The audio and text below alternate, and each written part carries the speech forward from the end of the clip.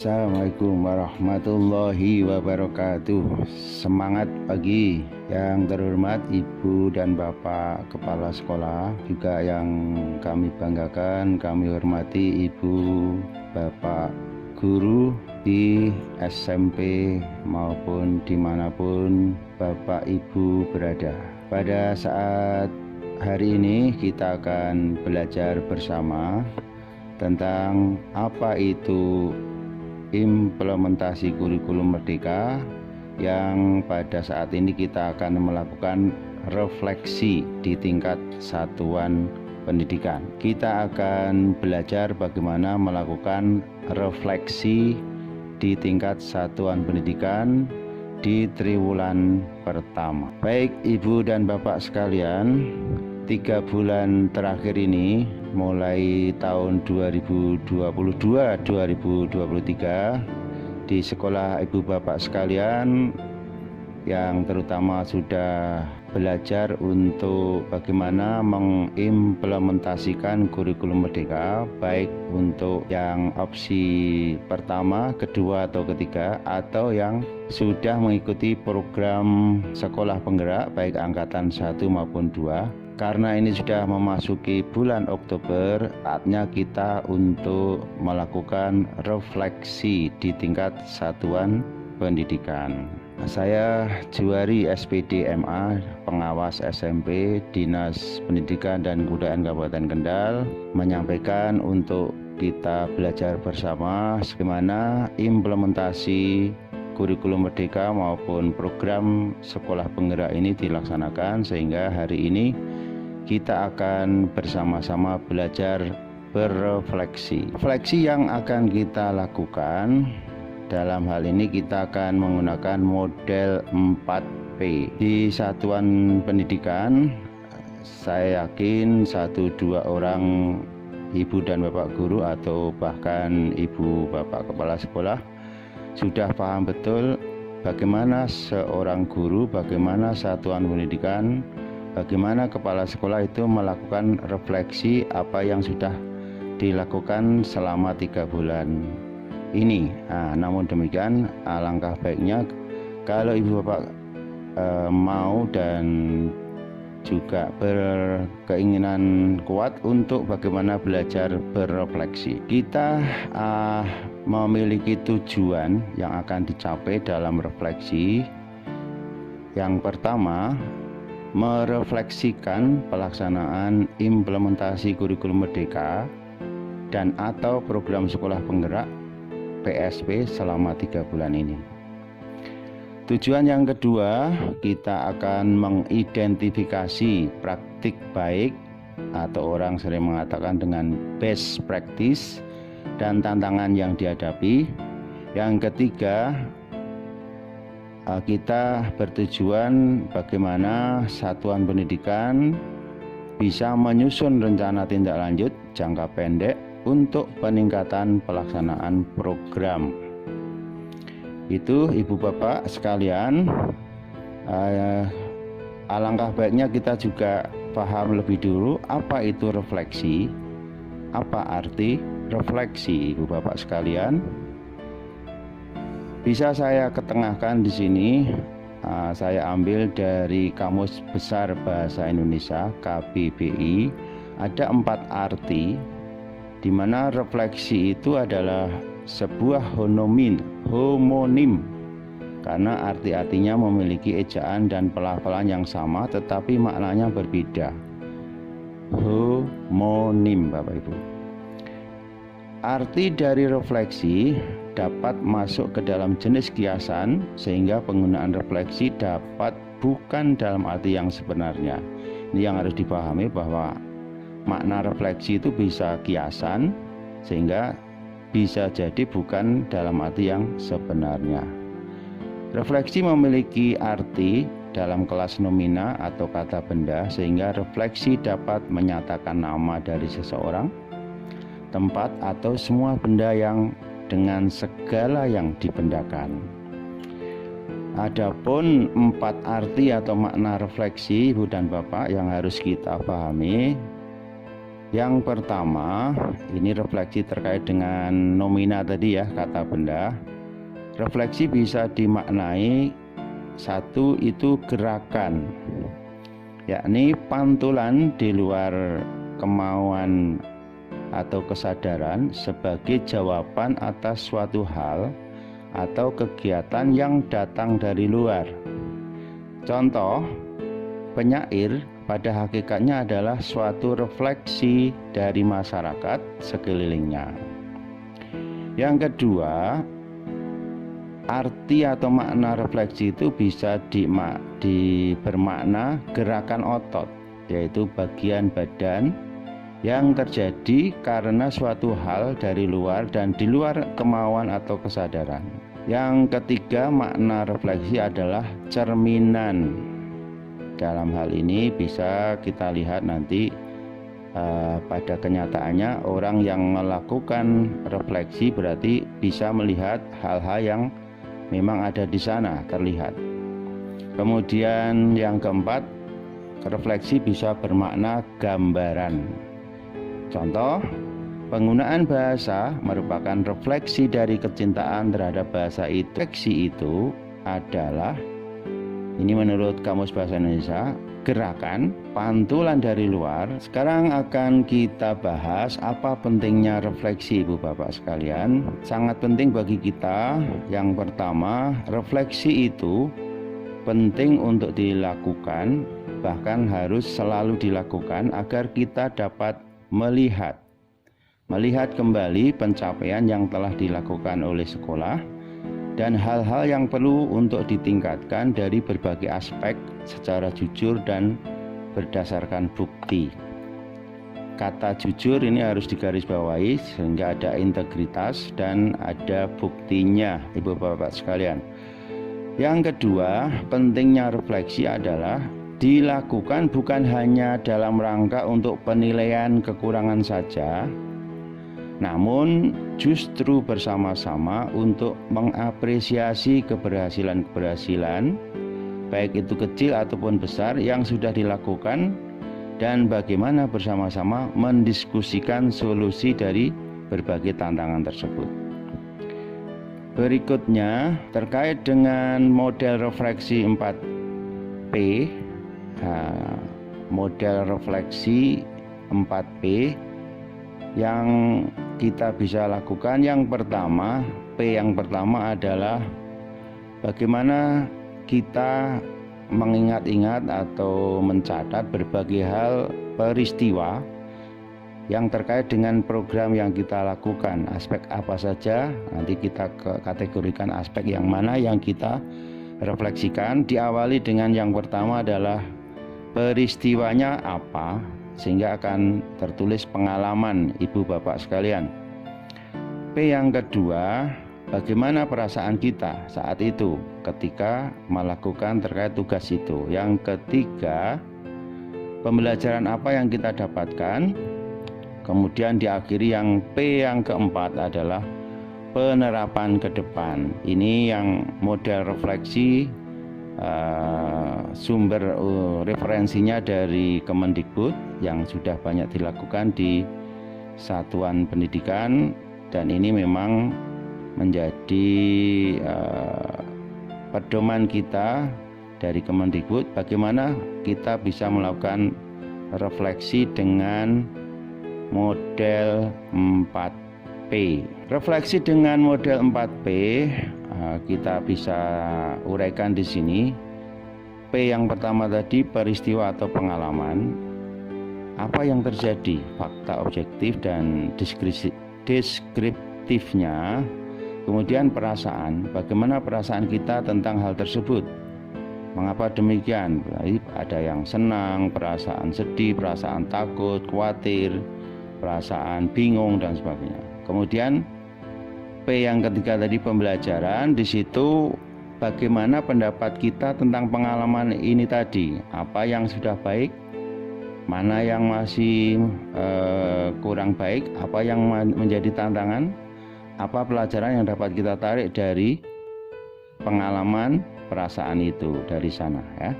Kemudian usahakan dalam refleksi ini ditindaklanjuti dengan penerapan ke depan, yaitu P keempat. Apa yang akan kita lakukan ke depan, kemudian apa yang bisa diulang, dipertahankan, yang baik-baik berarti dipertahankan, diulang lagi, dan apa yang perlu diganti, direvisi, dimodifikasi. Baik Ibu dan Bapak, kita sampai pada refleksi itu mau tidak mau di sekolah harus ada pengembangan kurikulum operasional sekolah. Maka refleksi kita 3 bulan pertama ini nanti pada aspek pengembangan kurikulum operasional sekolah atau OSP, baik oleh tim pengembang kurikulum atau TPK ataupun juga oleh guru. Kemudian aspek yang kita perlu refleksikan adalah penggunaan alat ajar oleh ibu bapak guru. Yang ketiga, proyek penguatan profil pelajar Pancasila atau P5. Yang keempat, kita akan merefleksikan pembelajaran sesuai tahap capaian pembelajaran peserta didik. Apa yang ibu bapak perhatikan, tahapan-tahapan sesuai aspek. Silakan nanti dicermati sampai tahap mana di satuan pendidikan yang ibu bapak kelola untuk bapak ibu kepala sekolah dan yang dilakukan oleh ibu bapak guru. Yang ideal mestinya sampai tahap 3, artinya terkait dengan kurikulum operasional satuan pendidikan itu alangkah baiknya jika mulai mengembangkan kurikulum satuan pendidikan ini berdasarkan kurikulum yang disediakan oleh Kemendikbud dan berbagai referensi, kemudian struktur pembelajarannya sesuai visi, misi dan kebutuhan murid, juga konteks sekolah maupun lingkungannya. Itu tahapan 1, 2, 3, dan 4. Silahkan nanti direfleksikan kegiatan ibu bapak kepala sekolah maupun gurunya di satuan pendidikan sudah sampai tahap yang mana. Itu nanti ini sebagai referensinya ataupun cerminannya. Kemudian terkait dengan aspek penggunaan alat ajar, kalau baru menggunakan buku teks sebagai sumber utama pengajaran maupun perangkat lainnya sebagai referensi, itu baru tahap 3, baru tahap 1 Bapak sekalian. Nah, idealnya tadi saya katakan kalau sudah minggu akhir di bulan ketiga, artinya akhir bulan September, harapannya pada penggunaan alat ajar ini ibu bapak guru di kelas maupun ketika mengajar menggunakan buku teks pelajaran, kemudian perangkat ajar lainnya secara beragam. Kemudian menggunakan tambahan referensi dari sumber lain yang tervalidasi selain dari Kemendikbud, juga menggunakan perangkat ajar yang dibuat oleh guru sendiri, artinya sudah mencoba membuat modul pembelajaran yang disesuaikan dengan kondisi siswanya, kondisi sekolah maupun lingkungannya. Aspek yang ketiga, ini yang harus melibatkan semua guru. Dalam hal ini perlu adanya kolaborasi ya. Kalau tim guru itu membuat penyesuaian kecil terhadap modul proyek yang disediakan oleh Kemendikbud saja, berarti ini baru tahap 1 Ibu Bapak sekalian. Tadi saya katakan idealnya minimal syukur bisa sampai tahap 4, minimal tahap 3 ini bahwa dalam proyek penguatan profil pelajar Pancasila atau P5 ini, tim guru menggunakan modul proyek yang disediakan oleh Kemendikbud sebagai referensi, kemudian ditambah sesuai kebutuhan dan minat siswa di satuan pendidikan panjenengan. Nah, ini saya belum bicara 4, nanti dicermati tahap 4 itu seperti apa. Ini yang sangat ideal seperti ini tahap 4. Artinya ada rancangan proyek yang disebar melalui aplikasi daring Kemendikbud, baik untuk guru maupun sekolah lain, guru lain, atau artinya ada berbaginya tahap 4 itu. Berikutnya untuk aspek yang keempat, pembelajaran sesuai tahap capaian belajar peserta didik. Kalau ibu bapak sudah sampai tahap 3, ini indikatornya saya bacakan di sini. Apa yang dilakukan oleh ibu bapak guru dalam pembelajaran itu sudah berdasarkan asesmen diagnostik. Kemudian siswa di kelas yang sama dibagi menjadi 2 kelompok menurut capaian belajar mereka, dan keduanya diajarkan oleh guru yang sama. Yang kedua ditandai dengan sekolah menyelenggarakan program belajar tambahan, program pelajaran tambahan untuk siswa yang belum siap belajar sesuai kelasnya. Ini nanti silakan dicermati dalam aspek pembelajaran sesuai tahap capaian belajar ini terkait dengan juga diferensiasi di sekolah panjenengan, di sekolah ibu bapak itu sudah sampai tahap mana. Nah, nanti kita cerminannya ada di sini, ibu bapak sekalian. Baik, kita sedikit kembali ke bagaimana itu perasaan. Ini sebagai referensi. Ketika model P tadi yang kedua ada ibu rasakan apa di dalam proses setiap pelaksanaan tugas 4 aspek itu, kita bisa cermati di sini.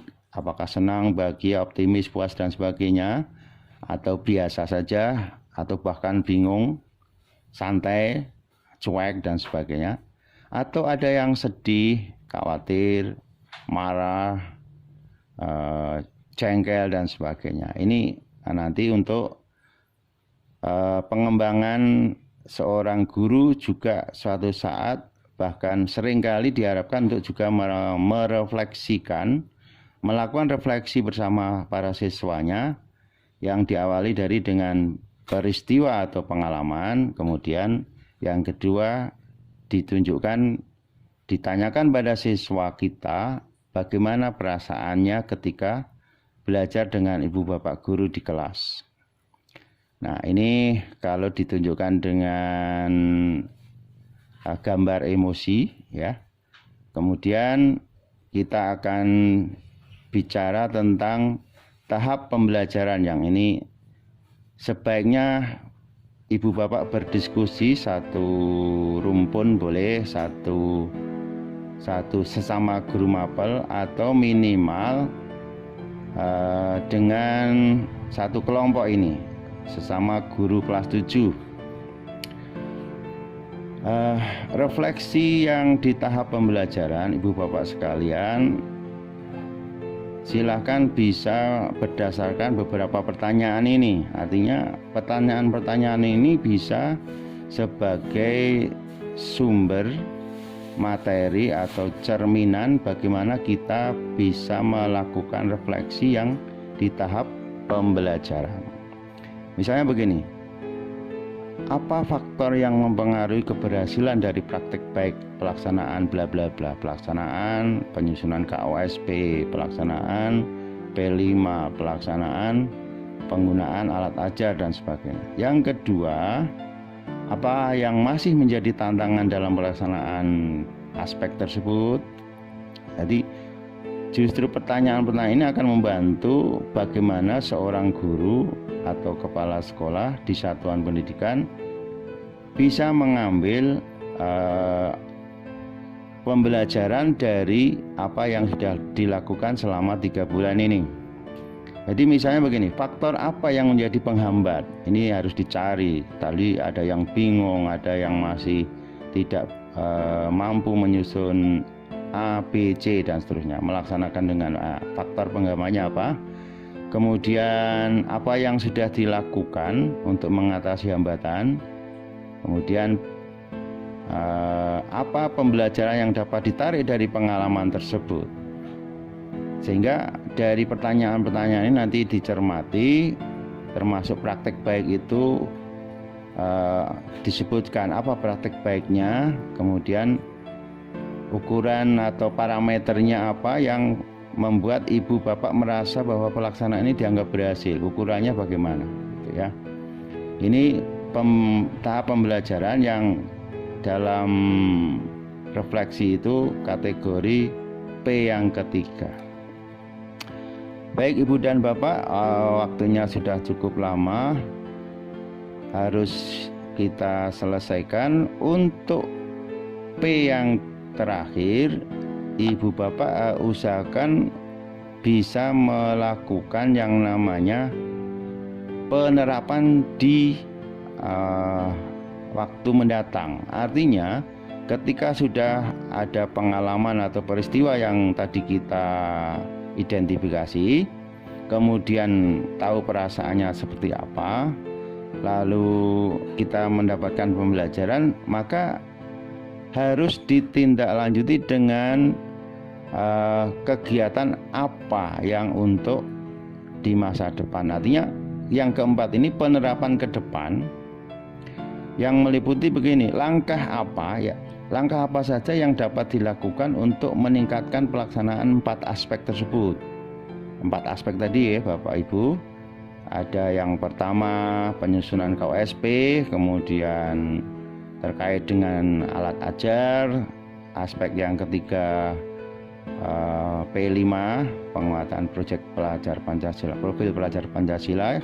Kemudian pencapaian pembelajaran yang sesuai dengan pencapaian yang diraih oleh siswa. Kemudian apa saja yang dapat dilakukan untuk mengatasi tantangan yang dihadapi. Ini harus diidentifikasi sekaligus menjadi catatan, dianalisa apa yang dapat dilakukan. Ini artinya ada perencanaan ke depan apa yang dilakukan untuk mengatasi tantangan yang dihadapi. Kemudian usaha apa, bagaimana memaksimalkan potensi yang dimiliki baik oleh guru, kepala sekolah maupun oleh satuan pendidikan untuk mengatasi tantangan tersebut. Inilah rangkaian kegiatan dalam hal penerapan ke depan atau P yang keempat. Dalam hal ini ada prioritas rencana sesuai dengan 3 kriteria. Harus diperhatikan apakah rencana tersebut sangat penting untuk dilakukan dalam waktu dekat. Ini yang perlu dipertimbangkan. Yang kedua, apakah langkah tersebut dapat dilakukan oleh guru dan kepala sekolah di satuan pendidikan. Kemudian apakah langkah tersebut mendukung ketercapaian tujuan. Ini harus berpikir skala prioritas tentang rencana sesuai dengan 3 kriteria yang tadi kita bahas. Kemudian nanti silahkan didiskusikan untuk ibu bapak sekalian di kelompok masing-masing rencana tindak lanjut jangka pendek yang terukur. Yang pertama, apa tujuan yang diharapkan dari langkah tersebut.